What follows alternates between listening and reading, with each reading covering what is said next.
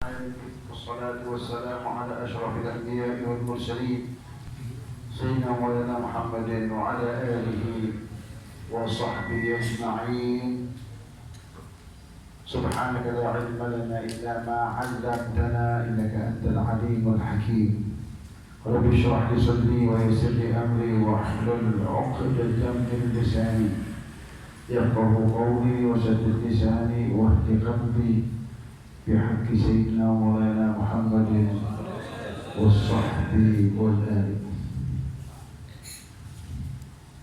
نود التعلم والتعليم والتذكر والتذكير والنفع والانتفاع والحث على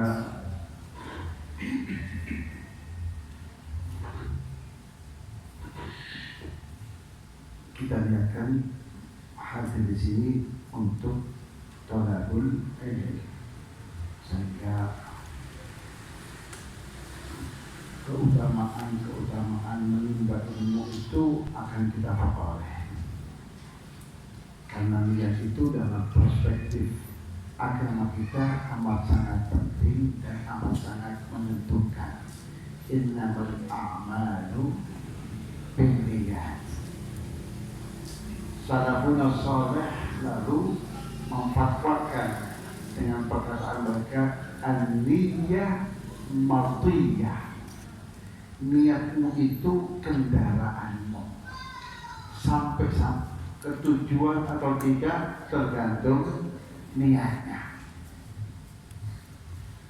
Nah, untuk memaksimalkan niat kita niatkan yang baik-baik. Salah satunya kita hadir di sini untuk menimba ilmu pengetahuan agama. Nilainya itu sebagaimana yang difatwakan oleh para ulama, la mas'alatun wahidah khairun min alfi raka'ah. Satu masalah keagamaan yang kita pelajari nilainya jauh lebih utama, lebih baik daripada tahajud 1000 rakaat. Potongannya sampai enggak harta tahajud 1000 rakaat. Iya, potongan korek. Ya. Nah, ini dari majelis ini kita akan memperoleh apa itu nilai pahala seperti orang tahajud 1000. Itu kalau satu masalah. Nah, kalau banyak masalah, maka sebuah keberuntungan untuk diri. Nah, oleh itu niatkan niat yang baik, niat sholahul ilm. Melanjutkan kaji kita akan keutamaan umat baginda Rasulullah SAW.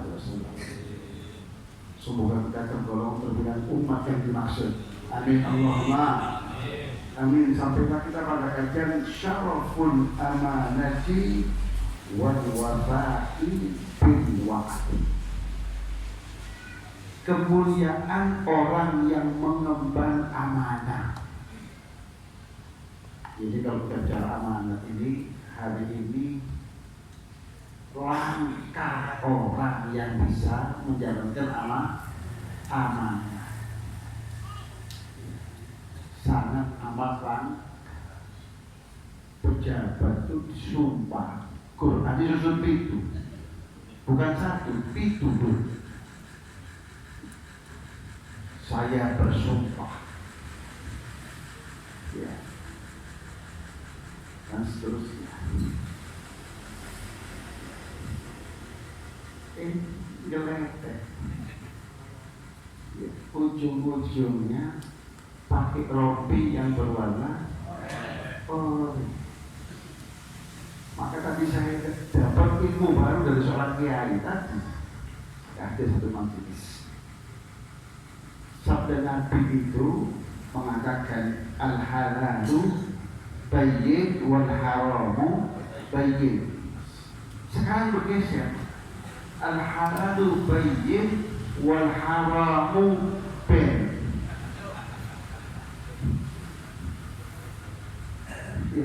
Dari bayyin jadi sing penting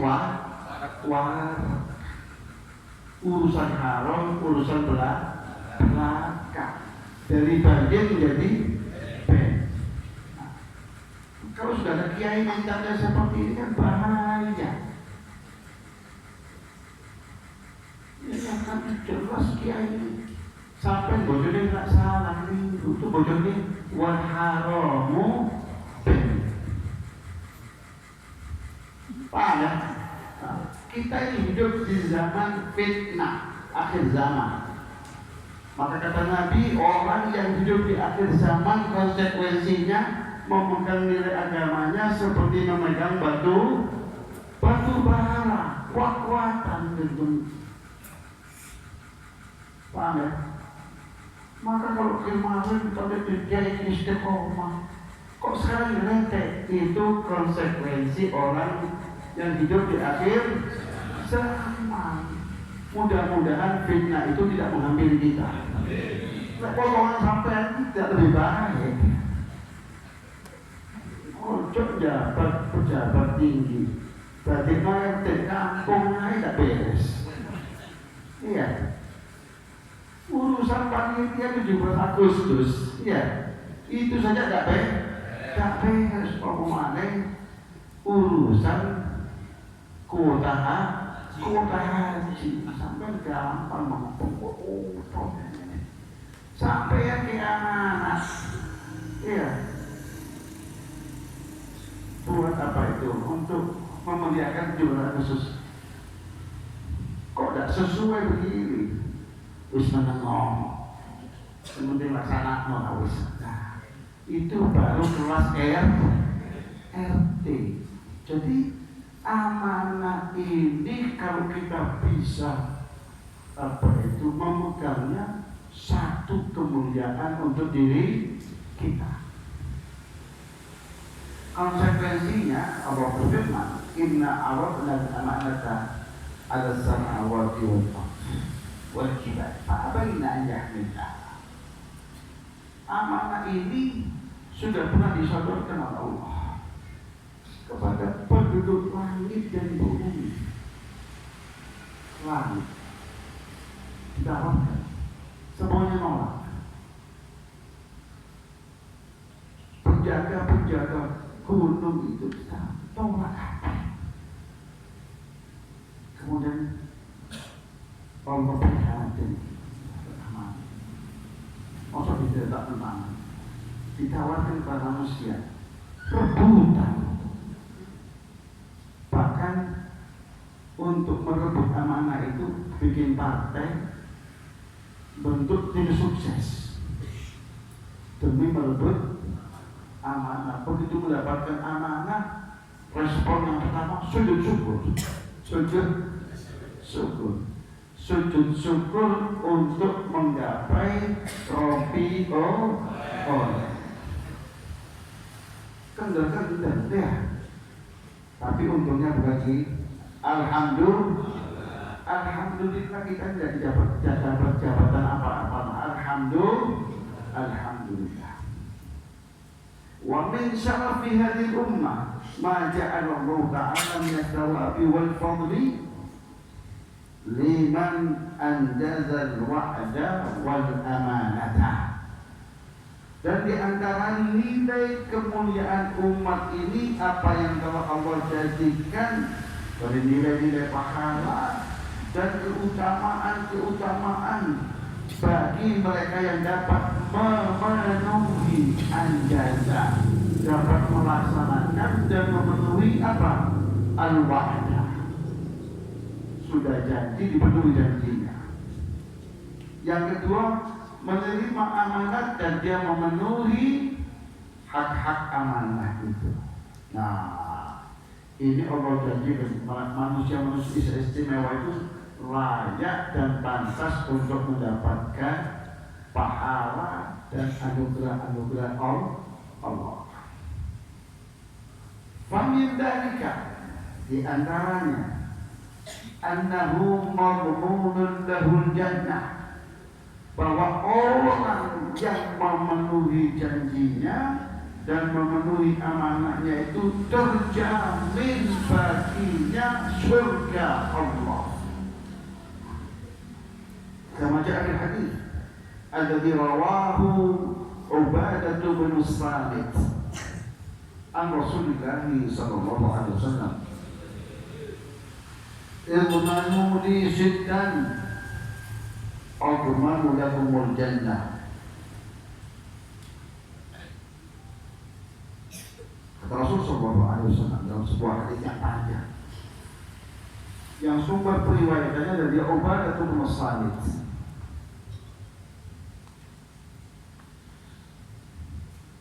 Dari baginda Rasulullah SAW. Kata Rasul, jamin untukku 6 hal.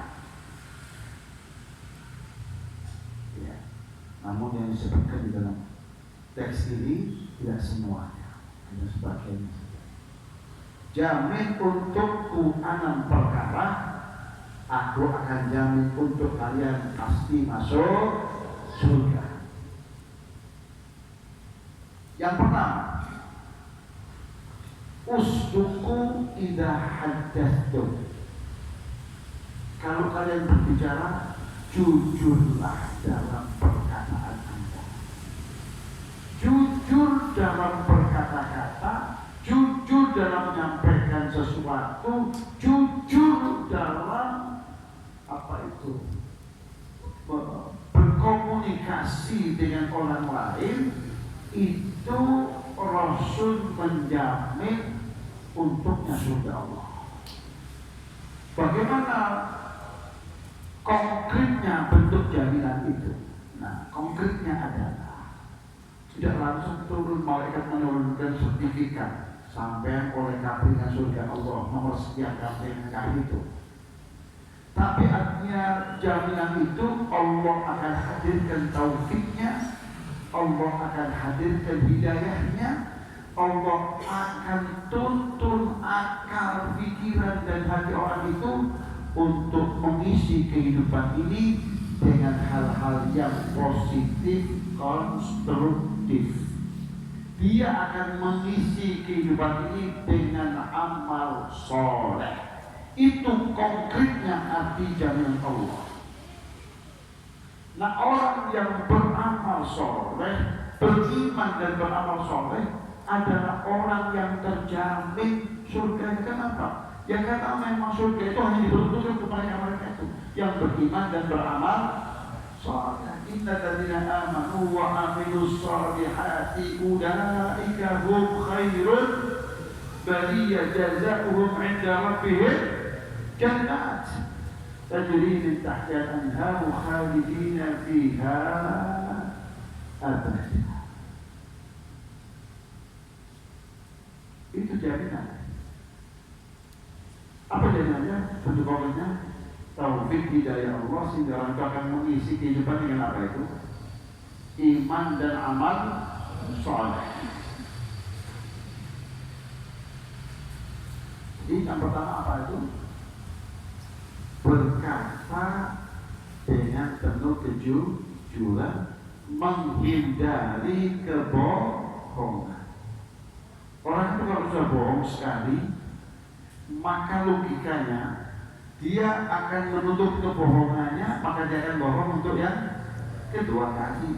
Menutup kebohongan yang kedua dengan kebohongan yang ketiga dan seterusnya. Maka kata Nabi, orang itu akan berbohong dan terus berbohong dan kemudian berbohong lagi dan berbohong lagi sampai akhirnya Allah tetapkan dia sebagai pembohong. Waliyahulillah ta'ala. Mudah-mudahan Allah hindarkan diri kita dari kebohongan. Walaupun itu nggak mudah, tapi mudah-mudahan ini Allah benar-benar hindarkan diri kita dari kebohongan. Kita mudah-mudahan dimampukan oleh Allah untuk berkata sejujur mungkin. Yang kedua, wa aufu idza wa'adtum. Yang kedua, Rasul akan menjamin untuknya surga. Apa itu? Bagi orang yang tak kalah berjanji, ia kemudian penuh janjinya, dan penuhilah manakala kalian telah berjanji. Dan jangan jadi palsu, jadi kosong. Itu merupakan tolak ukur barometer keimanan. Dan bohong dalam berbicara dan menyalahi janji itu dua sifat yang melekat erat dengan diri orang-orang munafik. Kata Rasulullah SAW, ayatul munafiqin munafik. Yang pertama, tidak haddatsa kadzaba wa idza wa'ada akhlafa. Yang ketiga, wa idza tumina khana. Tanda-tanda kemunafikan pada diri seseorang itu. Tanda munafik itu banyak. Cuman yang paling dominan kalau orang munafik pasti memiliki 3 kriteria ini. Apa itu? Kalau bicara pasti bohong. Pasti itu bohong. Jadi shahibul qawah itu orang-orang munafik. Ya, shahibul hoax itu yang sekarang menjadi apa itu? Tren di medsos itu adalah pelakunya siapa? Munafikun. Ada kiai dalamnya, kiai munafik. Ada ustaz munafik. Pak, dan itu yang mengkoles Rasulullah.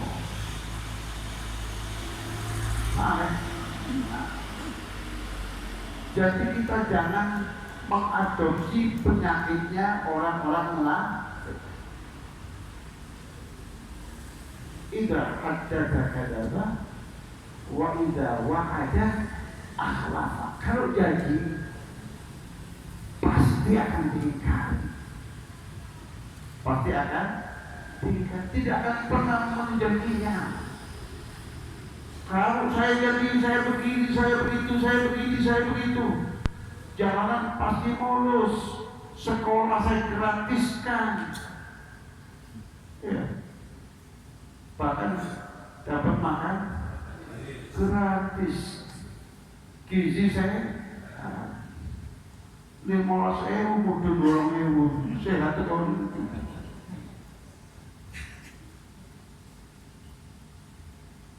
Paham ya? Itu orang apa? Karena idza wa'ada akhlafa. Kalau janji pasti tidak akan pernah ditepati. Pasti luput. Janji luput. Contoh ya. Jam 9.30 seberapa? Oh, paling 9.30 juga. Jam 9.30 angin ini dah. Jam 9. Oh, mungkin kalau telat 6 menit lah. 9.05 sampai jam 9 lah sadar kok.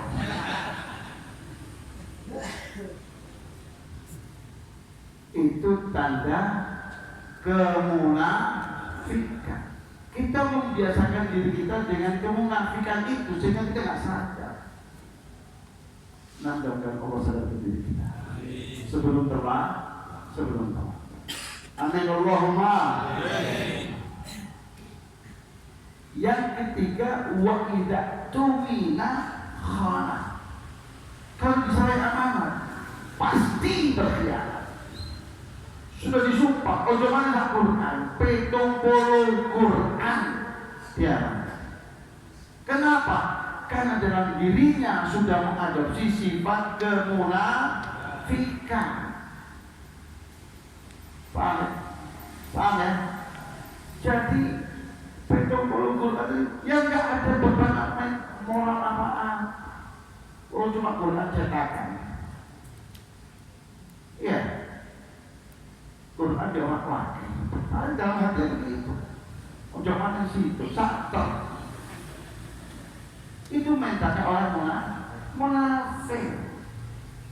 Kalau orang Muslim asli, jangankan disumpah, dengar saja ayat Al-Quran bergetar hatinya. Kan begitu. Idza dzukirallahu wajilat qulubuhum. Jangan disumpah, baru disebut nama Allah saja wajilat qulubuhum. Hatinya sudah bergetar.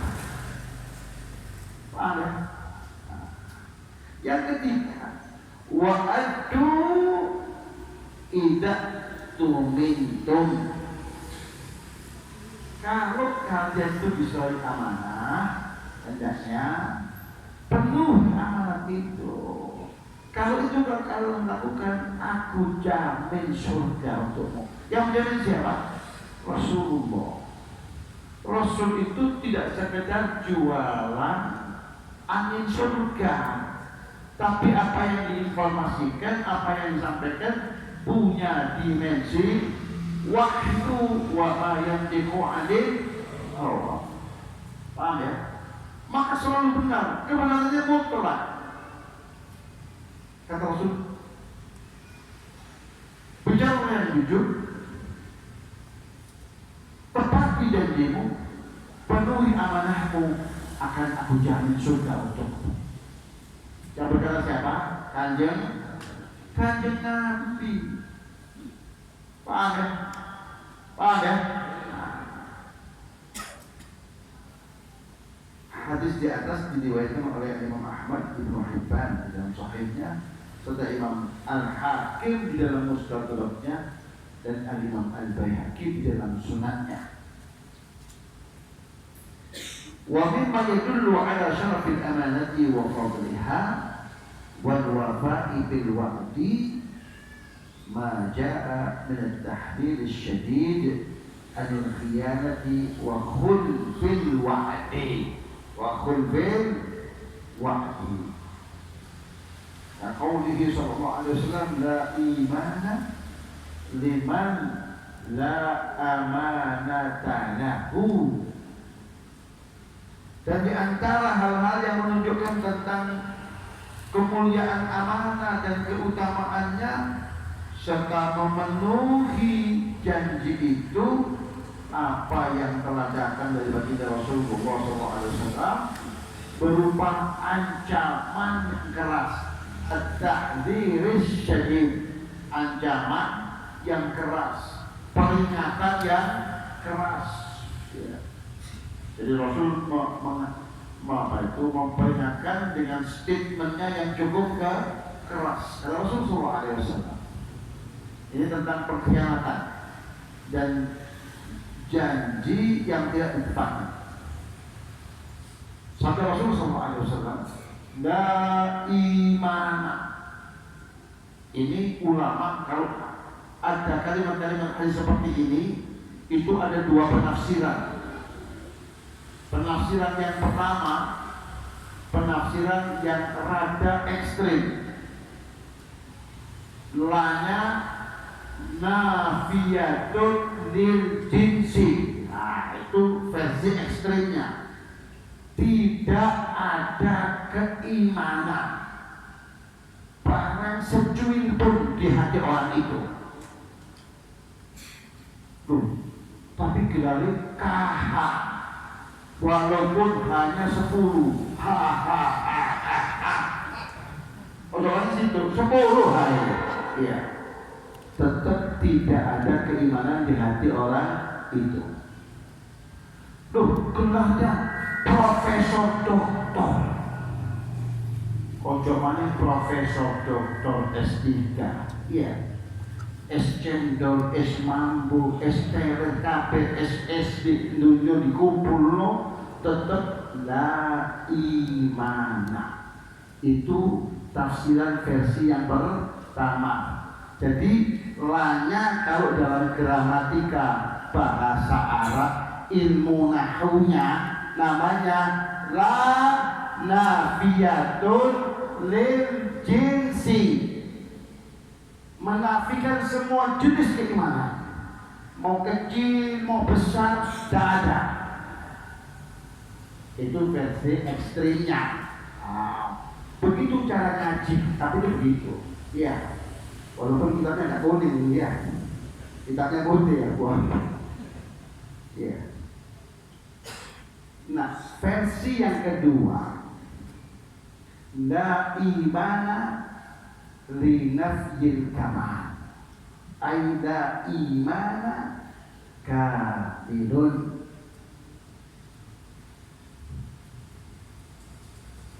Itu nafinya untuk menafikan kesempurnaan. Tidak akan sempurna iman seseorang. Alasannya apa? Alasannya karena Nabi berbicara tentang rukun keimanan, Nabi tidak menyertakan tentang amanah. Waktu Jibril datang kepada baginda Rasulullah, akhbirni 'anil iman. Maka Nabi jawab, tu'minu billahi wa malaikatihi wa kutubihi wa rusulihi wal yawmil ba'ts.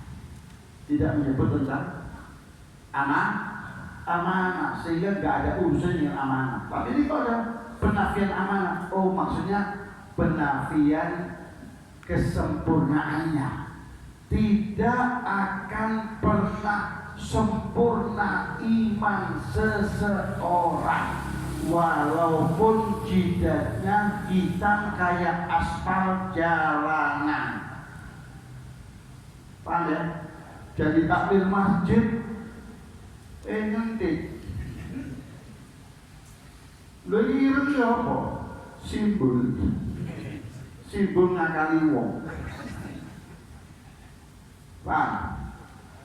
Buat ngakali orang supaya orang terkesan kalau dirinya ahli ibadah. Stempel ireng ini sebagai tolak ukurnya gampang. Sampai besok rame-rame jam 12 siang sholat di aspal ini. Saya jamin 99% pasti dapat stempel itu. Iya, gosong kabeh ya. Wah, wong genenge Masya Allah ibadah kabeh. Iya. Begitu bersentuhan dengan masalah amanah, gemetek. Paham ya? Nah, maka yang kedua itu linafyin kamal. Dan iman ay kamilun.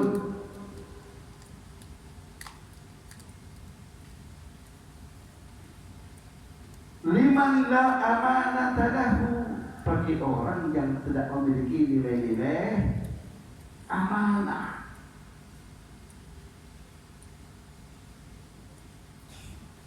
Jadi tolak ukur barometer keimanan itu apa? Bukan dengan jidat hitam, bukan dengan memegang tasbih ke sana kemari. Ya Allah. Bukan itu. Karena agama kita itu tidak mengajarkan kepada kita tentang nilai-nilai agama yang dangkal. Wong gampang digorowi gara-gara nyekel tasbih. Enggak seperti itu. Ada seseorang itu memuji-muji seseorang di hadapan Khalifah Umar ibn Khattab. Wah, dipuji luar biasa. Tahajudnya, puasa sunnahnya, ustek. Khalifah dengarkan. Kata Khalifah, orang yang Anda puji-puji tadi itu, sudah pernahkah Anda berurusan dengan dirinya? Urusan duit? Urusan duit, bukan urusan puasa sunnah. Bukan urusan tahajud, rame-rame tahajud sholat malam. Urusan duit, pernah tak? Belum, wahai Khalifah. Anda belum tahu kualitas orang yang sebenarnya. Paham Ustaz? Jadi urusannya manusia itu apa? Ukurannya yang sebenarnya itu adalah sekuat apa komitmennya tatkala bersentuhan dengan materi duniawi. Di situ kelihatan betul itu. Ini ular kobra apa ular sanca?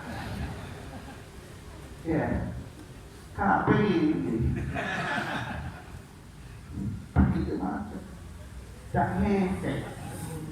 Iya. Ternyata mah cuma tampilan saja. Paham ya? Nah, jadi urusannya apa itu? Urusan muamalah, urusan materi. Banyak orang yang kemudian keperincut. Iya, tuku sarung rokok di 2 tahun nggak bayar-bayar. Ceramain, Masya Allah. Iya, sejak sholat bareng, tahajud bareng, tuku sarung. Iya, Ramadan tahun lalu sampai ke Ramadan kemarin sejak nyaur-nyaur. Ada nggak seperti itu? Di Genengan ada nggak kira-kira seperti itu?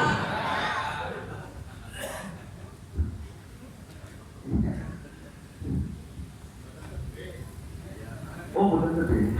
Coba awal dia.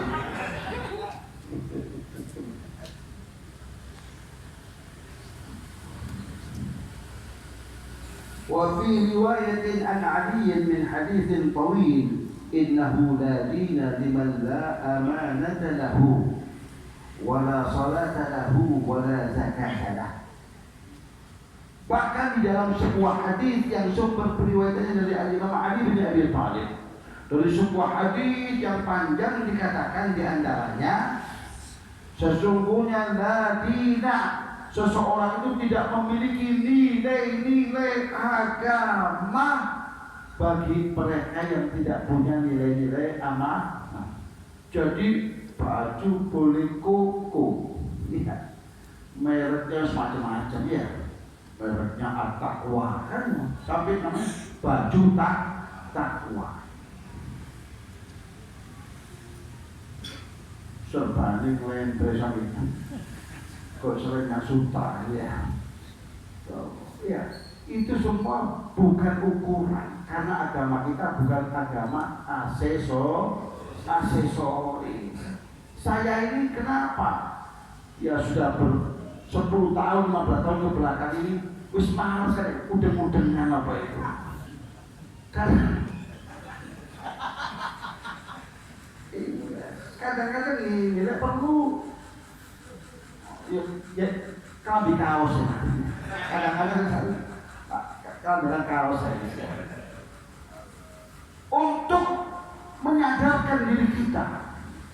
Esensi seorang muslim itu bukan dari tampilannya, walaupun pakaian ini juga punya pengaruh. Ada cerita menarik sebagaimana yang diriwayatkan di dalam sebuah tafsir, cerita tentang saat Allah menenggelamkan Firaun. Allah tenggelamkan Firaun beserta seluruh tentaranya. Ada yang disisakan 1 orang tentara Firaun yang selamat. Kok aneh? 1 orang saja yang selamat. Setelah diamat-amati, tidak kurang ajar kondom di tentara yang lain. Ya, sama, perilakunya sama. Cuma yang menarik 1. Ya. Waktu diteliti ternyata orang itu mengenakan kopiah ya. Itu bentuk kopiahnya seperti yang dipakai oleh Nabi Musa. Bentuknya kopiah Nabi Musa. Allah selamatkan dia karena niru gayanya kopiahnya Nabi Musa. Tasyabbuh bis-shalihin. Tasyabbuh fa inna tasyabbuha bil kirami falahu. Iya, niru-niru orang-orang mulia itu adalah satu keberuntungan. Nah, cuma ini jangan kemudian untungnya kayak roknya kali wong. Nah, ini jangan sampai terjadi. Jadi Anda boleh kayak begini kayak begitu, niru orang-orang soleh boleh. Fatashabbahu in lam takunu mithlahum inna tashabbuha bil kirami falah. Kata Imam Syafi'i itu. Kalau nggak bisa seperti mereka, paling tidak niru gaya mereka. Karena meniru gaya orang-orang yang mulia itu sebuah keberuntungan. Paham ya? Nah, saya enggan untuk itu kenapa? Karena masyarakat Indonesia ini selalu penuh dengan penampilan seseorang. Itu masalahnya. Banyak terkecoh gara-gara penampilan seseorang. Mulai dari presiden sampai RT terkecoh dengan penampilan. Ya. Coba ramen. Pekonang majlis udah-udahan. Wah, disambut semua. Ya. Ngomong bodoh tua. Iya. Bodoh tua pelekotan. Iya. Dan itu banyak gitu. Betul tidak? Iya. Sehingga saya kemudian menjauhi hal-hal seperti itu.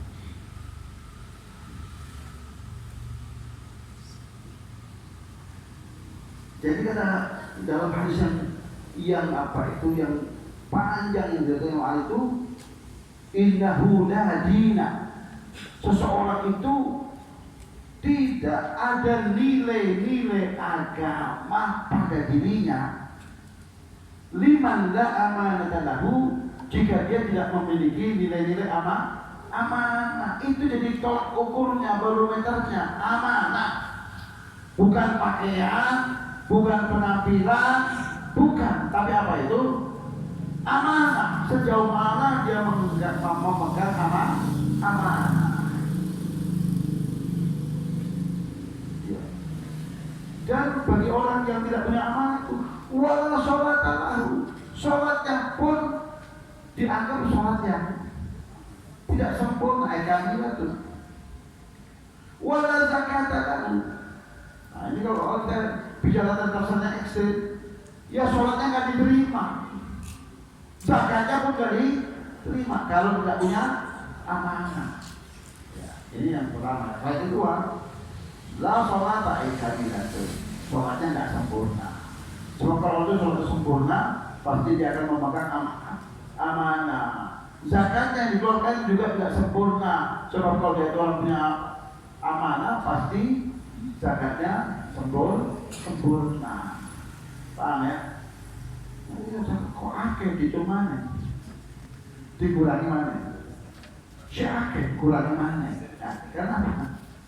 Karena tidak ada amanah. Maka la zakat, la amanata lahu. Ya. Wa kaqouli sallallahu alaihi wasallam, ayatul munafiqi thalathun idza haddatsa kadzaba wa idza wa'ada akhlafa wa idza tumina khana. Meskipun kata Imam Suyuti dalam syarahnya untuk Sahih Muslim, dia mengatakan meskipun tanda-tanda orang-orang munafik itu banyak, sebagaimana firman Allah, wa idza qamu ila sholati qamu kusala. Yang kedua, yura'unan nas. Semua amalnya niatnya untuk pamer. Nah, itu orang-orang munafik. Nah, kenapa tidak disebut oleh Nabi? Kalau orang tiga yang disebut ini yang dominan, yang paling menonjol pada diri seorang munafik. Dan karena kaitannya sebagai makhluk sosial, urusannya ambil dengan orang lain sama manusia. Kalau urusan mira, urusan ru'ya dan seterusnya itu urusannya dengan Allah, urusan hati. Paham ya? Kalau jadi ayatul munafik salatun itu ditafsirkan oleh para ahli tafsir min ayatil munafiqin salatun. Jadi ada minnya di situ. Karena tanda-tanda kemunafikan itu akeh, banyak. Nah, kali ini yang disebut tiga, kali ini yang paling dominan. Itu maksudnya. Paham ya? Nah, hadis di atas diriwayatkan oleh Imam Bukhari dan Muslim. Artinya hadisnya sahih dengan kriteria pun puncak. Selanjutnya, Warawahu Abu Ya'la min hadithi Anas annahu qala sami'tu Rasulullah sallallahu alaihi wasallam annahu yaqul. Jadi membaca hadis yang benar itu kalau ada kalimat sami'tu Rasulullah kemudian ada kalimat yaqul itu hendaknya ditambahkan annahu yaqul. Begitu cara baca hadis yang benar. Untuk mengetahui sejauh apa dan seluas apa wawasan keilmuan seseorang itu bisa baca kitab. Tidak perlu diuji macam-macam.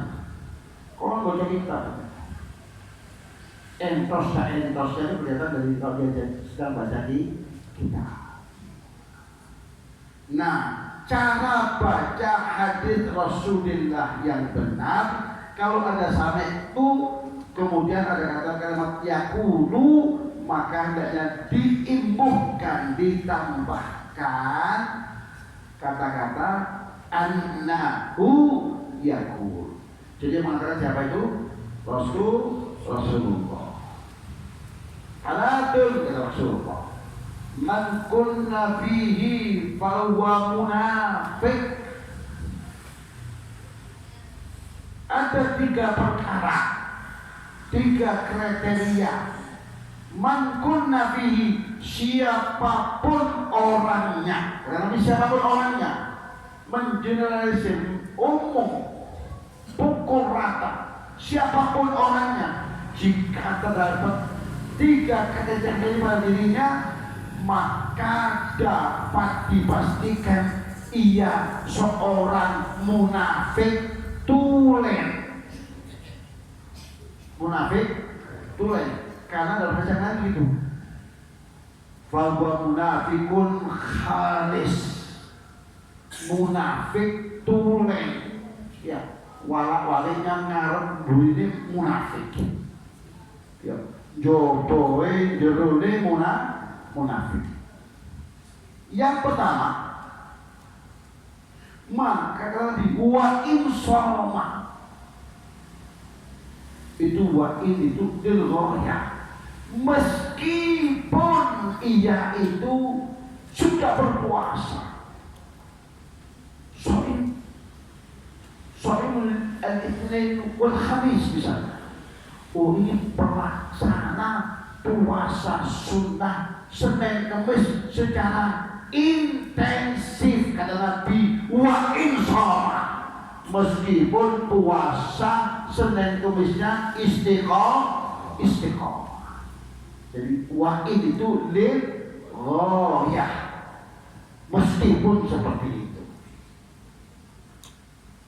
Wa sholat, meskipun sholatnya jadi sholatnya cuman hanya sekedar jungkal. Karena kalau sholatnya sesuai dengan format Rasulullah, maka inna sholata tanha anil fahsya'i wal munkar. Pasti akan terjaga dirinya untuk berbuat kemungkaran. Berarti yang salah sholatnya atau orangnya, atau di dalam melaksanakan sholat itu. Kalau sholat tidak keliru, informasi Al-Quran tidak pernah luput. Berarti yang keliru siapa? Pelaksana sholat. Sholatnya tidak sesuai dengan format yang sesungguhnya dan seharusnya. Jangan disalahkan sholatnya. Sholat jungkal. Paham ya? Coba anda dekati dulu. Wis sholat lah. Tapi Nabi itu pernah lihat orang. Baru Nabi. Kata Nabi, fasalli fa innaka lam tusalli. Balik kalau disejok-jok salah nanti balik. Sholat kok. Anda belum sholat. Sholat.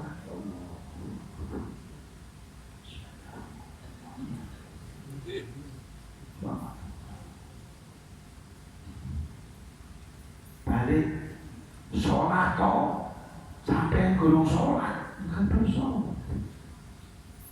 haji ini yang nyuruh Nabi, tidak bisa dibantah.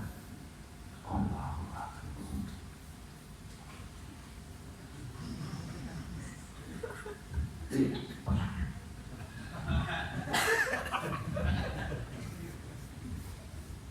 Koyo doro kudanan ya macam-macam gaya ya kata Nabi fasal fa innaka la tusalli 3 kali yang saya tidak sanggup untuk melaksanakan yang lebih baik lagi. Nah sekali ngakon berarti yang salah orangnya apa sholatnya?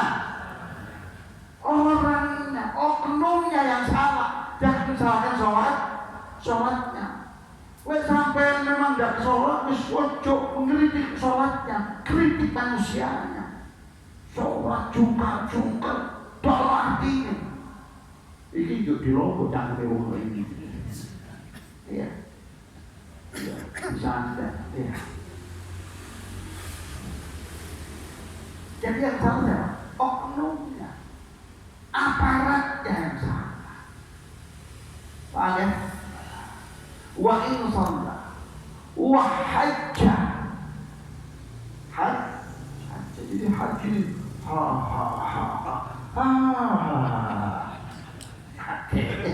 ya tahu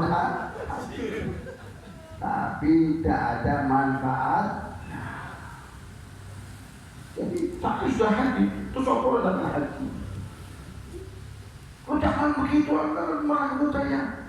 Loh, kata Nabi, meskipun sampai itu jangankan 1, lah tetap juga bukan ukurannya. Paham ya? Wa'ajamarah, meskipun tiap bulan umroh. Nah, barangkali dia pegawai travel memang benar pegolan umroh. Dia tiap bulan umroh, ya. Terus apa oleh umroh tiap bulan? Langsung mau surga. Ya belum tentu. Karena dia travel ngakali umroh ya. Sama. Ya udah sah. Alhamdulillah setiap bulan terus apa oleh tiap bulan. Kalau Anda tidak dapat janji, ngakali uang, tidak punya amanat, meskipun tiap minggu. Paham ya? Nah, kita ini belajar ngaji cerdas, ya. Ngaji cerdas. Wakalah sampai sejauh itu. Ini meskipun dia mengklaim dirinya sebagai seorang ini lah beliau KTP ku. Oh, Muslim, Muslim KTP. Muslim yang sesungguhnya belum. Iya.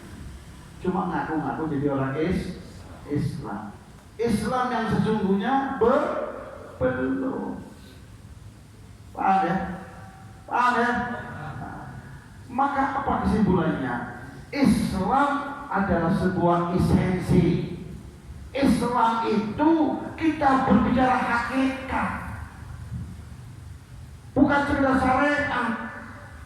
Pak, ini yang disebut Nabi semua syariat. Sholat itu syariat. Sholat itu syariat. Haji itu syariat. Umrah itu syariat. Syariat saja boten cukup kalau Anda sebagai makhluk sosial tidak bisa mengimplementasikan, menjabarkan ruhnya sholat, ruhnya puasa, ruhnya haji, ruhnya umrah. Nah, ruh ini yang disebut dengan hakikat. Hakikatnya Anda sebagai manusia, makhluk sosial kokoh. Goro, ya supaya menungso. Kalau nggak punya amanat, ya sudah berhenti jadi manusia dan jangan mengaku sebagai orang Islam. Saya sudah haji meskipun haji, meskipun sudah umroh, meskipun sudah sholat, meskipun sudah puasa. Kalau Anda tidak bisa mengaplikasikan, menjalankan, menjabarkan nilai-nilai ini, Anda belum layak untuk dikatakan sebagai muslim. Yang mengatakan itu baginda Rasulullah. Wa qala inni muslimun. Meskipun dia katakan dirinya sebagai orang Islam.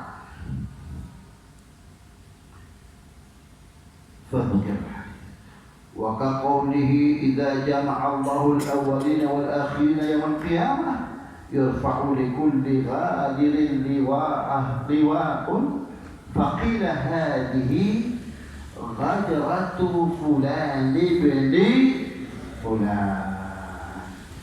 Dan itu juga seperti hadis baginda Rasulullah SAW. Kalau Allah sudah himpun generasi yang paling awal dan generasi yang paling akhir di padang mahsyar itu, maka saat itu akan dinaikkan tinggi-tinggi. Iya, dinaikkan tinggi-tinggi ya, kira-kira seperti upacara bendera di hari Senin sampai dugun. Iya, semua orang bisa melihat. Nah, yang dinaikkan itu bukan bendera nasional, bendera yang sifatnya amat sangat pribadi. Apa itu? Bendera itu hanya diangkat untuk menandai para pengkhianat amanah. Likulli ghadirin liwa'un. Setiap pengkhianat, pengemban amanat yang diselewengkan akan diangkat bendera untuknya dan tertulis jelas hadihi ghadratu fulani. Ini pengkhianatan si fulan. Loh, katanya KPK tidak menemukan waktu di dunia. Itu kan KPK. KPK usia kapok. Tetapi catatan rakib dan atid tidak bisa ditubuh. Iya. Saya jadi KPK menungso. Iya. Ada yang namanya TF. Mana ngomong? Ono. Iya. Kenapa Pak Suyo teriak-teriak itu, teriak-teriak. Iya. Kan tadi itu.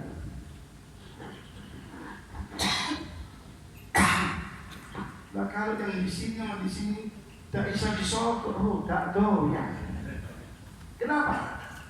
Karena yang di sini dan sini itu tidak makan, tidak minum, tidak tidur. Itu masalahnya. Tidak makan, tidak minum. Uang disokok itu apa? Ya gimana guys? Nanti. Lewat waktu, ini tidak ada jam kerjanya. 24 jam full. Malaikat itu la akla lahum wala syurba wala nauma lahum. Tak makan, tak ngombe, tak turun. Beresiko tidak? Beresiko. Enggak turun. Jam berapa saja pasti akan dicatat. Anda mau di bawah meja, di atas meja, di bawah kolong, semuanya terekam. Mau CCTV dimatikan, mau dinyalakan, tidak bergantung pada CCTV. Ya, wa ma yalfidu min qawli illa ladaihi raqibun atid. Maka tidak ada aktivitas manusia yang terlepas dari pantauan raqib dan atid. Itu harus kita sadari. Mau kita main mata, main hidup, iya, main apa saja, iya, pasti akan dipantau oleh siapa? Oleh CCTV yang paling canggih. CCTV ini Gusti Allah. Kelak kita tinggal begini aja. Iqra kitabak. Iqra kafa binafsika yawma alaika hasiban. Bocor itu buku agenda Anda itu. Dan hari ini cukup Anda yang mengadili diri Anda sendiri. Bocor. Loh, tak pikir wis lolos. KPK. Rupanya tertulis di sini. Iya. Luas banget. Siapa namanya pengacaranya? Hotman Paris. Tidak, Hotman. Rakib Atib tak kenal Hotman Paris ternyata. Itu masalahnya. Aneh. Maka akan berkibar. Hadhihi ghadratul bulan. Ini pengkhianatan si bulan. Oh, jelek deh. Penampilan itu koyok-koyok, ya. Ternyata pengkhianat. Wallahu tidak taala. Mudah-mudahan Allah jaga akal kita, jaga hati kita, jaga jiwa kita, jaga pikiran kita di hari-hari yang penuh dengan fitnah-fitnah, ujian-ujian ini. Mudah-mudahan Allah selamatkan kita dari ujian-ujian akhir zaman ini. Amin Allah. Amin. Mudah-mudahan ilmu yang kita pelajari pada malam ini dijadikan oleh Allah ilmu yang barokah, ilmu yang bermanfaat. Harapannya seiring dengan tambahnya ilmu akan bertambah pula nilai-nilai keislaman, keimanan dan ketakwaan kita kepada Allah Subhanahu wa taala. Amin ya rabbal alamin. Wassallallahu ala sayyidina Muhammadin nabiyyi wa ala alihi wa sahbihi wasallam. Walhamdulillahi rabbil alamin.